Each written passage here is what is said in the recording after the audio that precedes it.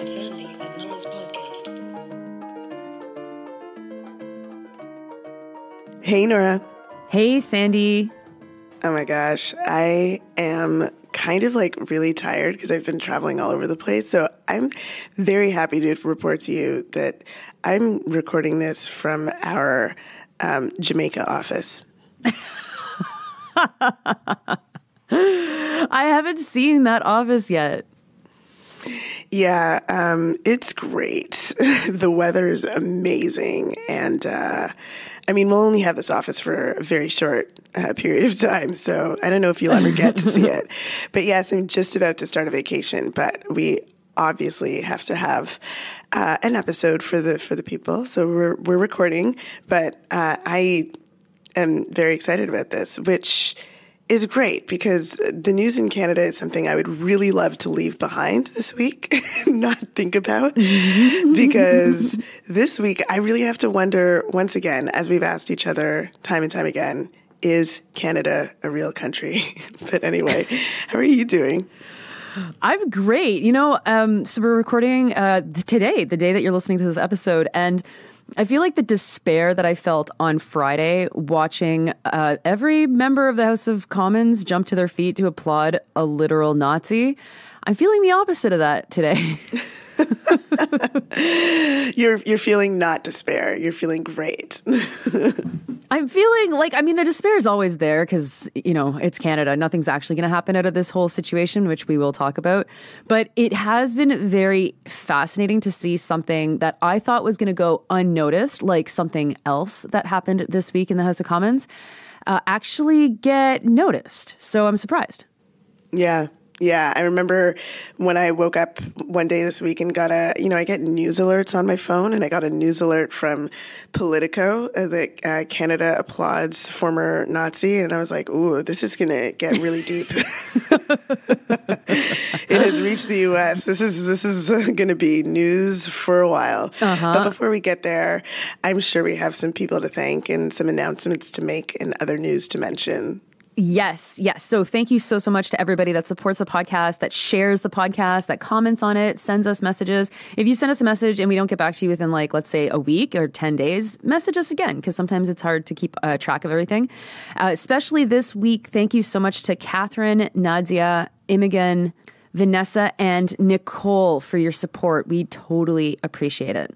Yes, thank you so much. And we are getting closer and closer and closer to our next live show, which will be in Toronto. How are ticket sales going, Nora? Can people still get tickets? Yes, you can still get tickets. So if you want to join us in Toronto on October 14th, a nice late afternoon show so you can bring your kids, tickets are on sale at thepointofsale.com. Just search for Sandy and Nora. That is thepointofsale.com.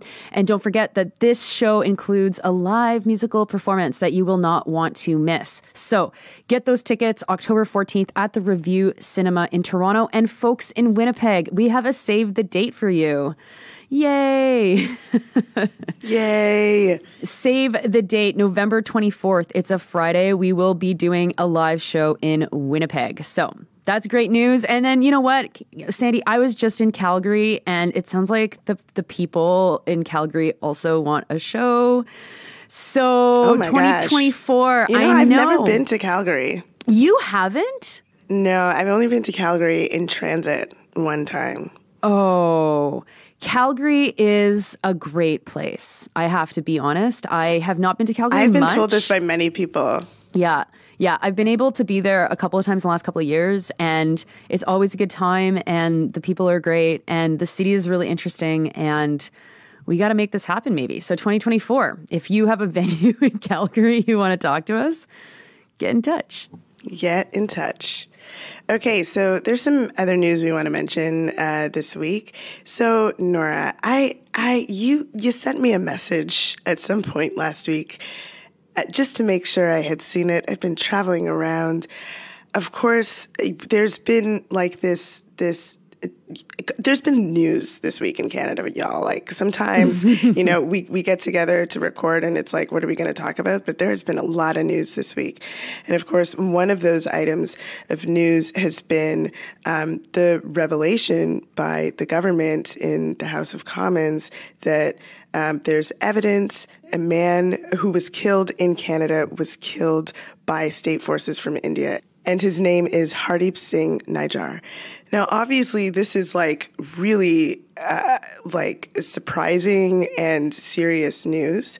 And that it was announced in the House of Parliament that way, it feels a little wild. And there's been more news that's come out this week that makes it seem as though the reason it was announced in that way is because the Globe and Mail was primed to do a story on this, and the government had found out about it. The Globe and Mail had found out about it and was primed to do a story, and the government wanted to make sure that they made some sort of statement before the Globe and Mail story came out. And the amount of time that they got from the Globe and Mail to make that statement was short. And so, it seemed like this was the only way for them to do it. It seemed to send sort of shockwaves around the world, as like other leaders didn't really know how to respond, or it just seemed like just such a bizarre thing to come from Canada. And of course, India's response has been to deny that it's happened, but also to state that that Nijjar was made comments suggesting that Canada as a whole has been harboring terrorists and so on. And so this has caused obviously a diplomatic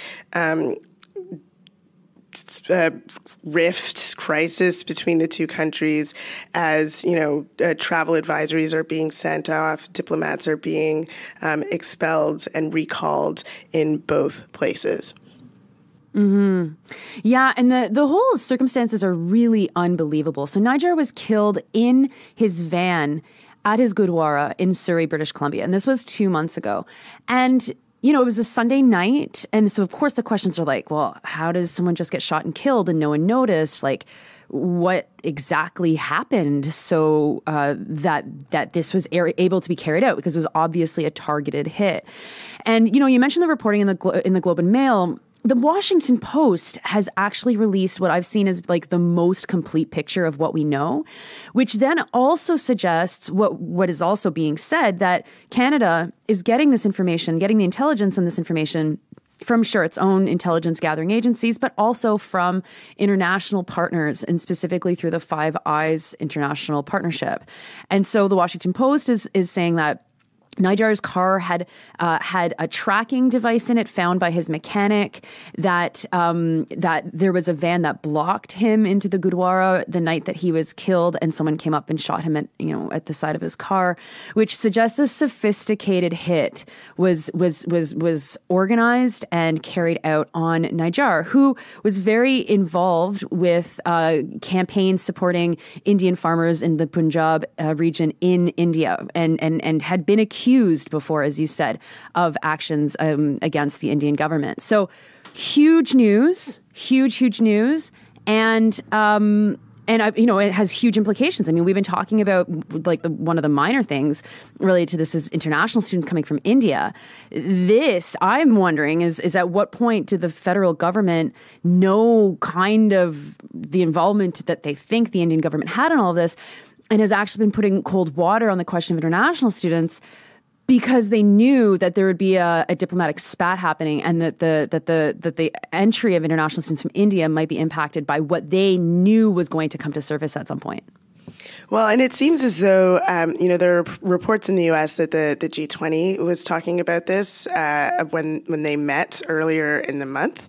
And so there's also some curiosity that I have as to, when the government knew about this, and also like what steps they were taking to make sure that this sort of information got out to the parties who need to know about it in order to keep safe. Like I'm curious about that as well. And what are the protocols in a circumstance like this when something happens, in Canada? So I think that sort of news is going to continue to be news, and we're going to continue to talk about this and try to figure that out. Totally. And there was another sort of minor bit of news that came out of that. Now, you messaged me to make sure that I had seen this because, again, I had been traveling so much in the last little bit. And I was stunned. So what you sent me was the CPAC video of this discussion about this incident happening in the House. And what I saw was this video of Pierre Poilievre talking about the situation, mentioning Hardeep Singh Nijjar as his which is how he pronounced it, and then saying his name again, or attempting to say his name again, and instead dropping the N-bomb in Parliament. He corrects himself. No one who is visible, and there are quite a few people visible behind him, raises an eyebrow or even flinches, besides one person who takes their earpiece out. So maybe that's why. I don't know. I'm not sure. Didn't hear it. Wanted to be able to say, I didn't hear anything at all. Should that have become news? And then he moves on. CPAC posts this video on Twitter with no mention of it. It's clear, what's going on behind the scenes of, Black activists and people that I know sharing this video, being like, do you hear what I hear? It was quite the night.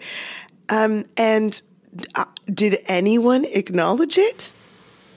Did anyone acknowledge it? No. Not anybody. In terms of journalists, I think I've only seen you and Erica Eiffel and mention it at all, and Samantha Krishnapillai of on Canada Project. Besides those folks, I don't think anyone else has acknowledged this happening at all. No, columnist Colby Kosh at the National Post, he was like, I'm super glad that we've grown up past the point where a slip of the tongue would become national news. I did see that comment. Now, Nora, do you think this would be the same if the slip of the tongue was another word, like perhaps a C word or something like that? Or is there something specific to the N word that makes this something that everyone could ignore? And I mean, I did see some people on Twitter for whatever reason, I'm tagged in stuff about this, even though I don't tweet anymore. So there have been people responding to me, saying this was a mispronunciation. How could you make it anything else? But okay, one, I'm really sorry. You have had to have said that word before for it to just slip off your tongue like that and be a mispronunciation. I don't care if you're messing up the pronunciation of Nijjar. It doesn't just easily slip from a soft G to a hard G. That's a hard sell for me. I'm sorry. You have to be very used to saying the word. The other thing is that we have had other incidents in Parliament in which, perhaps people have argued that something was, a small thing to have happened, but that we take a moment and we discuss up to someone brushing past somebody else or knocking them with their shoulder or something like that. This, saying one of the most offensive words to a whole community in the House of Commons, and not even that you're going to hear this on the tape, or perhaps this should be something that you should just apologize for saying and move on. Not even a recognition. Well done, Canada. Fuck you. Yeah, I think that's absolutely the most stunning part of this. Now, also, it must be said that Poilievre has said racial terms in the past in the House of Commons. I'm not going to repeat what he has said. You can look it up. I've written about it. But this is a guy who obviously has a facility to say racial terms, racist terms in the course of a debate. And in this case, saying someone's name, it was obviously a slip up. And I think that that's the whole story, is that he was not compelled to acknowledge it, to at the very least apologize, and the complicity of the national media establishment and the political establishment to just be like, yeah, that's cool, nothing happened, is pretty shocking. And, you mentioned some things that have happened in the House of Commons that have dominated the news. For sure, there was Michelle Rempel saying shit, and she flinched and apologized up and down. Justin Trudeau had do you remember the piece of shit moment with Peter Kent? Kent, a former Conservative MP, was definitely being a piece of shit, just straight up lying, and Trudeau couldn't handle it anymore, and he just burst out, "You piece of shit!" And he wasn't actually on the microphone. That's in the background. You can hear him shrieking from the background. It's quite something else. And of course, Trudeau's father, said a certain word. I actually never figured out what the word was. I assume that they mean the F word. And it turned into fuddle-duddle, which was a scandal all on its own. Yeah, fuddle-duddle. So, but why these things and why not the N-word? It's Canada's absolute racism and inability to talk about racism. And, I imagine that Poilievre felt like he would have turned into a pillar of salt standing in front of journalists apologizing, a white guy standing in front of white journalists apologizing for using the N-word. There was no political reason from either side to make a deal out of this, certainly not from the leader of a party who has worn blackface many, many times. And that was the start to Parliament this year. Yeah, that was the start this week. But just to say, oh my gosh, journalists, if you can't, hold a politician to account on something so minor, it's just practice, to think about it as something that you could just a way to practice if you need to, but it should be easy. It should be something that is basic. If there's something that is going to be potentially harmful to a community, you should ask about it. That's the job. It's not the job for you to decide that that's not important enough, because especially if you're not from that community yourself. One more thing to mention before we get to how the rest of how Parliament has been a absolute clusterfuck this week is, oh my God, more cuts to Canadian newspapers, and this week the news really impacted really important, sometimes really long-standing local newspapers across the country owned by the North Star Group. Mm-hmm. Yeah, so they cut 60% of their workforce, which is just such a stunning amount of job loss. It represents 605 employees who are journalists, but then also worked in other aspects of the newspapers. This is a company that controls 70 local newspapers all across southwestern Ontario, including the newspaper I grew up with, and I guess, Sandy, you technically grew up with as well, as the Brampton Guardian and Georgetown Independent Free Press had the same ownership. And it's just so horrible to see these devastating cuts. The employees will likely not even get severance because Nordstar is declaring a bankruptcy protection. And the only newspapers that have been protected from this, there were 6 of them. I'm not sure I'll remember them all, but there's newspapers in Hamilton, the Spectator, the Waterloo Region Record, the Niagara Falls newspaper, the Toronto Star was kind of sheltered from all of this as well. And it's very bad news, and happening at the same time where a lot of these newspapers are located, where in the Greenbelt. And so, there's this not surprising but stunning victory of Doug Ford walking back his Greenbelt changes, sale of tracts of land or opening up the tracts of land from the Greenbelt to allow developers to develop them. And for that to happen at the same time that the Metroland newspapers were devastated by these cuts is just proof of the decline in both media and in democracy. And, we wouldn't have known any of that had it not been for journalists doing those investigations. And it's very bad news. Yeah, 600 jobs is absolutely stunning and so devastating. And, fuck, we nationally need to have a conversation as a country, if we are one, I don't know, about how news is covered in this country. Because obviously, as we talk about from week to week, this is on a serious decline. But, the elimination of these jobs, the full inability for these newspapers, some of whom have been around since the 1800s, to continue, represents some pretty dark times in this journalistic time period. Yes. And what better time for newspapers to be taking a shit than for the House of Commons to resume and for Canada to find itself in the middle of an international incident? Oh my God. This is so embarrassing.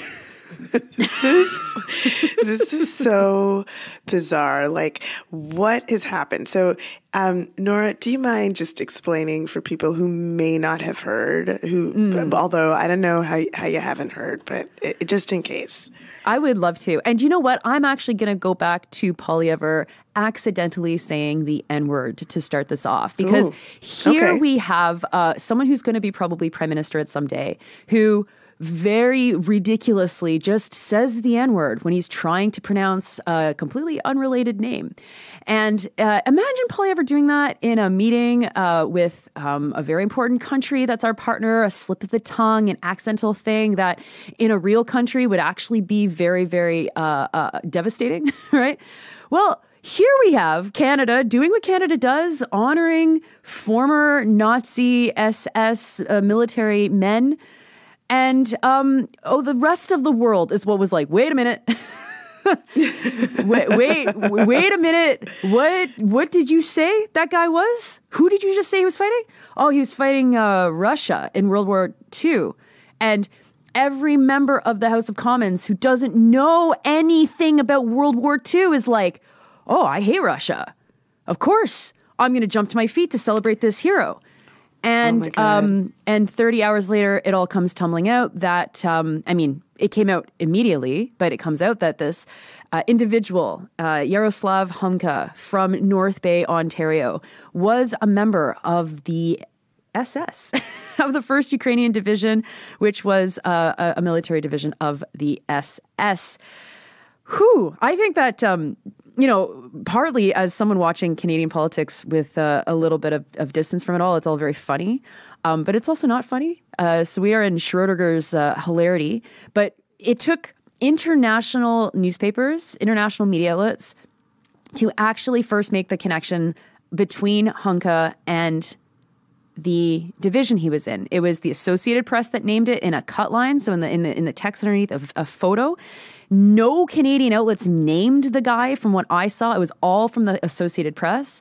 And then forward.com came out with the whole report on what was this division? What kind of atrocities were they involved in? Which Polish cities and towns did they liquidate and murder all of the people living inside of them? And here Canada is jumping to our feet. All of the parties, all members of parliament there, celebrating this Canadian hero, as the speaker, Anthony Rota, said, because he fought against Russia in World War II. Oh my God. It's amazing. Oh my God. Now, okay, can you remind me of the timeline of this? What actual date did they do this? Yes, and I can tell you exactly because I was at the airport watching all of this happen on the airport screens. So it happened on Friday. And this is also like just the part of it that a lot of people have said, but it really just, adds the layers to how ridiculous and embarrassing this whole situation is. So Canada invites and celebrates Volodymyr Zelensky, the president of the Ukraine, to Canada for the first time. He's addressing Canada's parliament in person. And Canada is one of the biggest partners that Ukraine has. It happens during a week that's really important for Ukraine to have support because Poland has just announced that they're no longer going to supply Ukraine with weapons because Poland wants to keep their own weapons because that's what's happening right now is war begets more war. And so Zelensky is given a hero's welcome to Ottawa. The speech that he gives is on Friday morning, and Anthony Rota, the Speaker of the House, invites this guy from his riding, this 98-year-old veteran of the SS.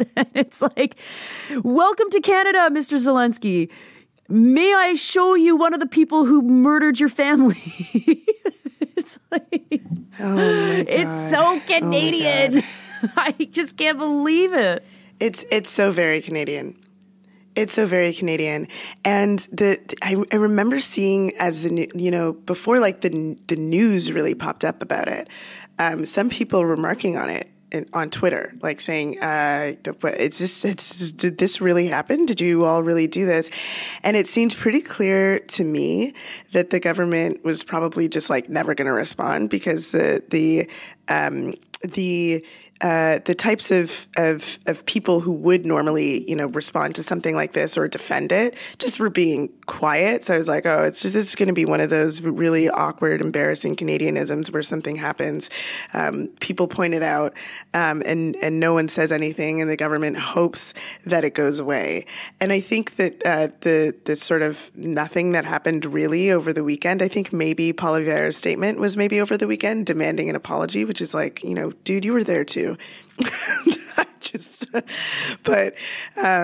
Happened on the weekend, but the official statements apologizing came yesterday. And I think there's going to be even more news today, Nora, because I believe that there's going to be some sort of statement from the speaker today, or at least a meeting from people in the House. It's going to happen probably right after this is posted or shortly before this is posted. So, this is news that's going to keep going. But what an absolute embarrassment that something like this happens, but also that something like this could happen.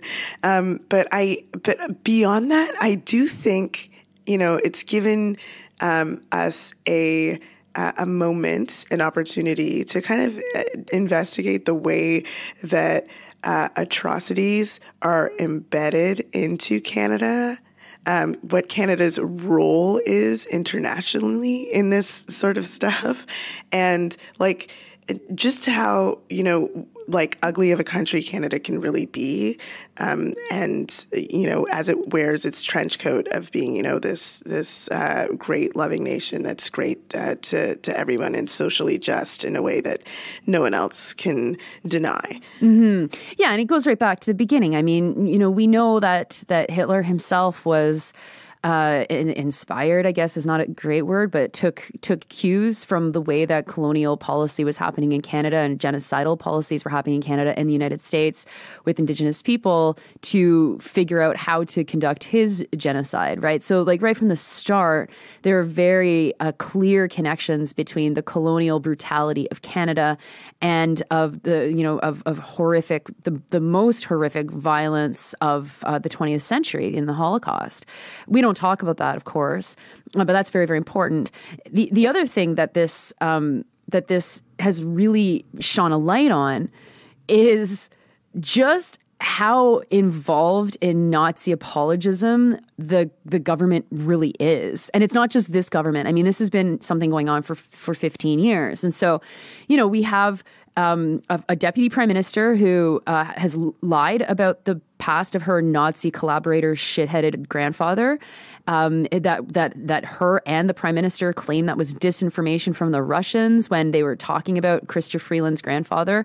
He's part of a wave of immigration that comes to Canada after the war, where it was pretty well known that it was easy to immigrate to Canada if you were a former freaking member of the Nazis, if you're a member of the SS, and people, find themselves in different locations all over Canada, in some cases find themselves in positions of power. I mean, one of the former members of the same division as this guy at the center of the story right now was a former chancellor of the University of Alberta.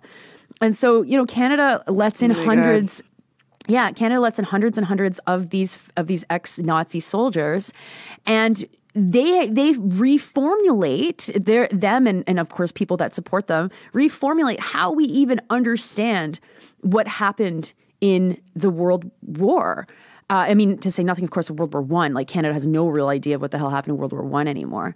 And there's always little pieces of this kind of popping to the surface. And Chrystia Freeland is really at the center of a lot of it because it's literally been her life's work to sanitize and to erase the role that Ukraine in particular played in the Holocaust, and some Ukrainians played in the Holocaust, which is just so disgusting because, of course, Ukrainians by and large were more victims of Nazism than they were, Nazis, right? Like there's a whole other side to sanitizing this that's just disgusting. And that kind of conflict is then laid bare when Zelensky himself, a Jewish Ukrainian whose family suffered in the Holocaust, is confronted with a fucking former member of the SS and celebrated in front of his face.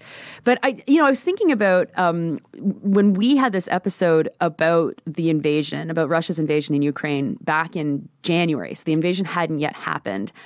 Do you remember, Sandy, this article from Sean Boynton in the Globe and Mail about all of these NDP people who were being like pro-Russian disinformation people for daring to question the Nazi connections between Canada and Ukraine?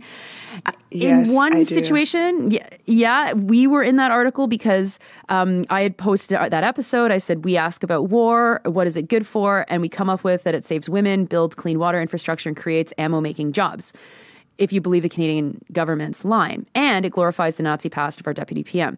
That was retweeted by a member of Parliament, Nikki Ashton, and that was such an egregious thing for her to have retweeted that Sean included that in his article that then also targets Leah Gazan, who's Indigenous and Jewish and a member of Parliament for Winnipeg. So, like, the Canadian establishment does not want us talking about these connections, and then in not wanting to talk about these connections, managed to set its own trap to then fucking force the biggest conversation that we've had actually in a long time about how many Nazis Canada harbored and why, and what did they do in Canada, and why can't we talk about that? Yeah, I think it's all, I mean, that is... some of the information that's coming out this week has been surprising to me as someone who who considers herself pretty well up on information about this country. I've been surprised to find out some of the information. So I'm, voraciously reading all of this stuff that I did not know, and I continue to be frustrated about how glossy Canada presents itself and the propaganda campaign that is education. But I have also been a little stunned by the brazenness of Trudeau's statement. Did you read it? Oh, yes. I saw him say some things, and I don't know if it's the same, but I am excited to hear if it is. Okay, so part of his statement included, I'm just going to read the quote, I think it's going to be really important that all of us push back against Russian disinformation and continue to be steadfast in unequivocal support for Ukraine, with the suggestion that this whole event is going to fuel Russian propaganda. Like, wow, What an attempt at spin. What a brazen attempt at spin, trying to make this giant clusterfuck. It's Russia. What? Are you reading something that has ellipses in it? Yes, I am. Okay, so do you know what the ellipsis is cutting out? Oh, God, tell me more. So in the middle of that, he then pivots to the Jewish community, especially as they, and he says, commemorate Yom Kippur. Wow. Okay. So I want you to read that in full. And I just also want to let everybody know that I am reading from CBC News. Okay. So this is actually the whole quote. And I don't know why, but the post that I'm quoting from, which was just video, has been since deleted from a journalist. But anyway, I don't know. But this was the quote. This is what Trudeau said, because I was so shocked by it that I wrote it down and I included it in an article that I wrote yesterday. So he says, I think particularly of Jewish MPs and all the members of the Jewish community across the country who are commemorating Yom Kippur today. I think it's going to be really important for all of us to push back against Russian propaganda, Russian disinformation, and continue our steadfast and unequivocal support of Ukraine. And then he continues to talk about the weapons that we've sent them. Like, sorry, is his suggestion that Rhoda is like a Russian, it's a Russian operative. Like, what's happening here? Like, what is this spin? Like, what's going on? Or that this has anything to do with Yom Kippur, like what Jewish MPs and Jewish Canadians should be pushing back, like on their behalf, we should push against Russian disinformation because the Russians might exploit the fact that there's fucking Nazis in the House of Commons. Like, what? I mean, gosh, up is down, left is right. Like, we can make evildoers all the same, I suppose, is maybe the thought.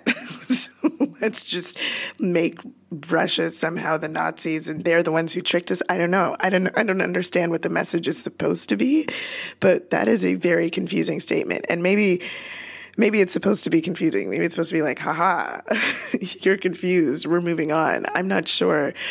But wild to me that was thought of to be, I don't know, what's the word that they probably thought it was, clever, useful, even like appropriate, for fuck's sake. How bizarre. Well, it's an unequivocal doubling down on the line that talking about Nazism is Russian disinformation. And that has been the line since like 2016, 2017, maybe even as early as 2014, when information about Canada training the Azov battalion starts to surface.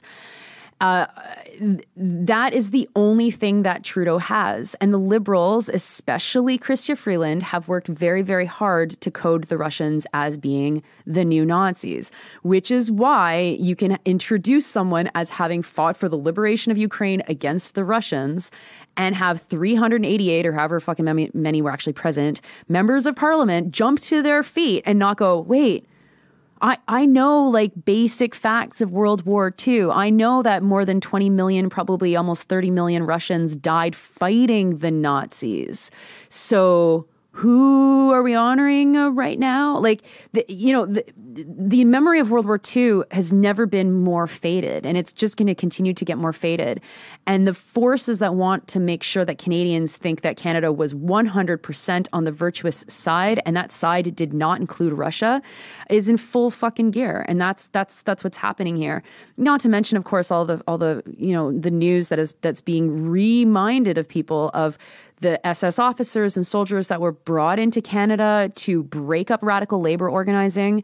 If you've ever had the chance to be at the Ukrainian Labor Temple in Winnipeg, it's an amazing building. It's so beautiful. It's this glorious monument to the radical left-wing politics, the communist politics of Ukrainians, which was actively fucked with by allowing the right-wing fascist fleers of the war into Canada.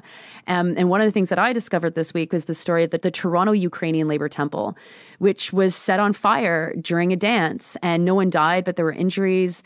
And the word from the Ukrainian community that ran the temple was that it was right-wing Ukrainians that set the fire. The right-wing Ukrainians said that the left-wing ones did it themselves as a false flag, which is, just such a classic kind of thing.